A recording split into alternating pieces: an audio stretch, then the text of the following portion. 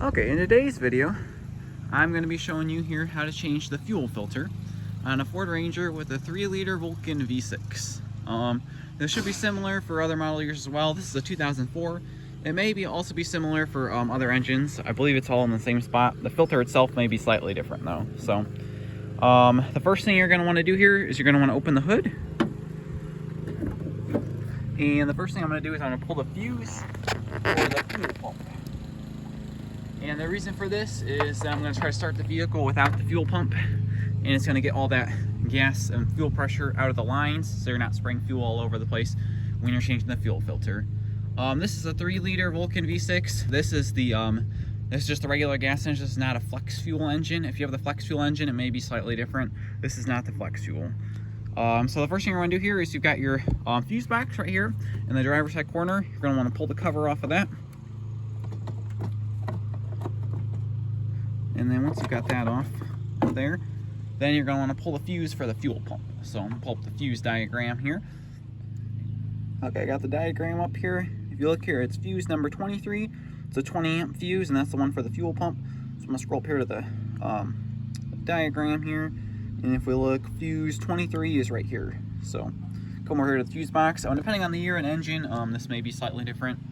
But I'm going to look here, fuse 23. So it's the top 20 amp fuse. So I'm going to pull that one out here. So it's this one up here on the top. So I'm going to get that one pulled out here.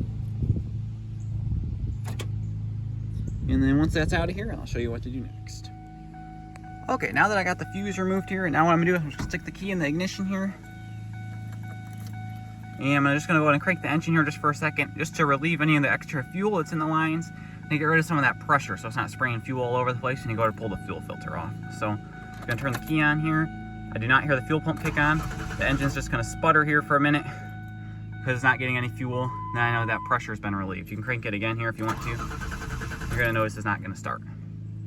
So now I've got that pressure out of the fuel lines. So now I'm going to go ahead and change the fuel filter. So usually this is recommended just as a preventative maintenance, just to help from running the pump harder than it needs to, because if you don't change the filter regularly, it will make the fuel pump run harder, and it can eventually cause the fuel pump to go out prematurely.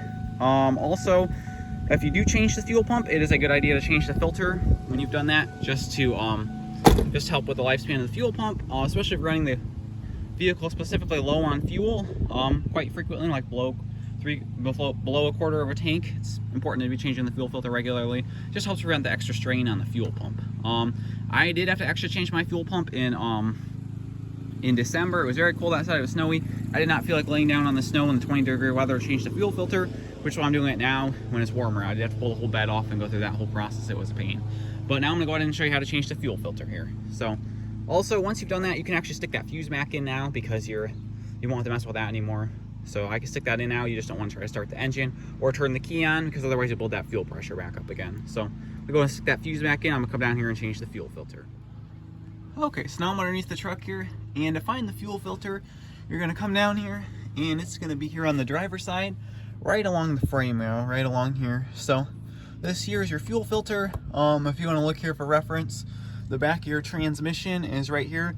It comes right after the drive shaft, and right where that drive shaft starts coming out at is right where your fuel filter is on the driver's side. So, what I'm going to go ahead and do here is I do have some safety glasses on, just because these frames do get kind of rusty, as well as just in case any fuel were to come out. I don't want to get anything in my eyes, so I do have that.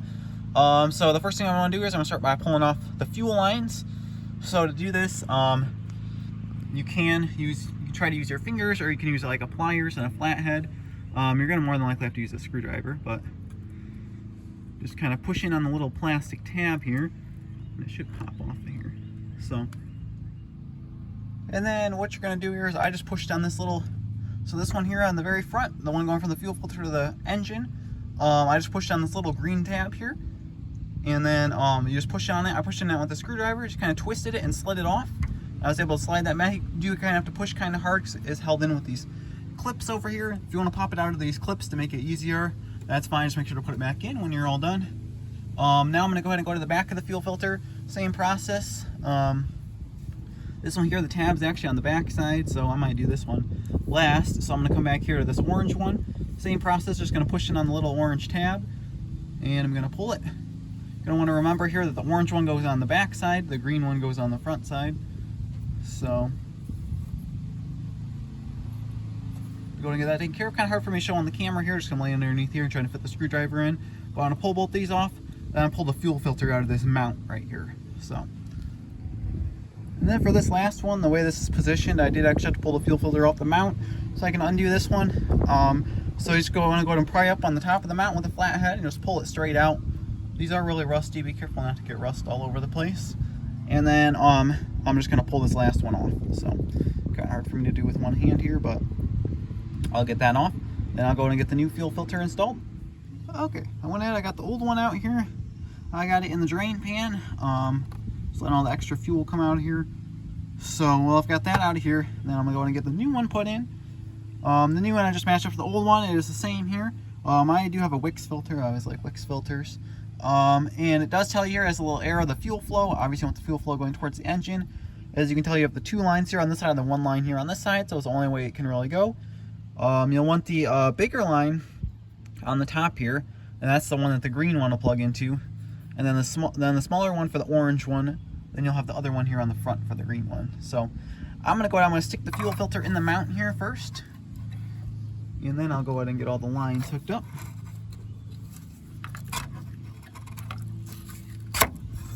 So that just will slide in just like that. Now I've got the new fuel filter installed. So then we're gonna make sure to take any of the caps off of the sides here. So there's none on this side, and then there's just the one on this side that I'm gonna pull off. You probably will have ones on all 3, just depending on what brand you buy. Go and get that pulled off of there.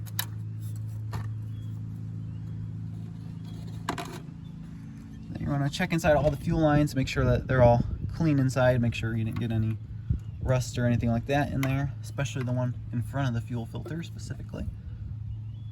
And then once you've done that, then you can go ahead and get them installed. And to install these is actually a lot easier than taking them off. They'll just slide right on. So you just slide them on until you hear them click. So go ahead and get that taken care of here.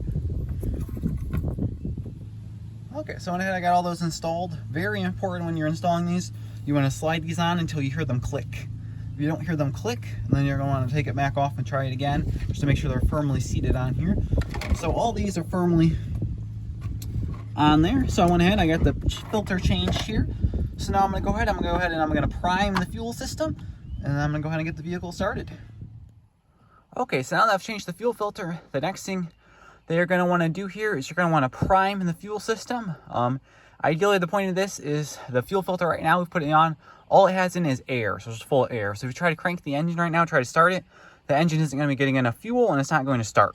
So on any vehicle with electronic fuel injection, what happens when you turn the key to the on position, without starting it, you're just going to turn to the on position, just where all the warning lights come on. You'll hear the fuel pump kick on for about a second, and that's the fuel pump priming. And any fuel injected engine like this, when you turn the key to the on position, that fuel pump will prime every single time you turn that key on. So what you're going to want to do here is you're going to want to turn the key to the on position here, just where all the warning lights come on. I don't want to start the vehicle. I'm just going to turn it on, and I'm going to hear the fuel pump kick on for a second. And then I'm going to turn it back off again. Turn it back to on here, and that pump will kick on again. Turn it back to off, turn it back to on. Do this several times. I can hear the pump kicking on, so no, that's good. I'm just gonna do one more time here just to be safe. Now turn it back off. Now I'm gonna go ahead and try to start the engine. As you can see, it is getting fuel, so I'm gonna leave that run here. You may get a check engine light here like I do, and I did already scan that code. I do have a few lean codes. That's just from me cranking the engine without priming the fuel system. That's all that's from when we pulled the old one out. So that check engine light should go away. I can clear it here with my scanner, which I'll probably do here in just a minute, or you can disconnect the battery for a little bit and clear that. So I'm just gonna let this idle here for a little bit. While this is idling, I'm gonna get out, check, make sure we don't have any fuel leaks underneath here. Come down here.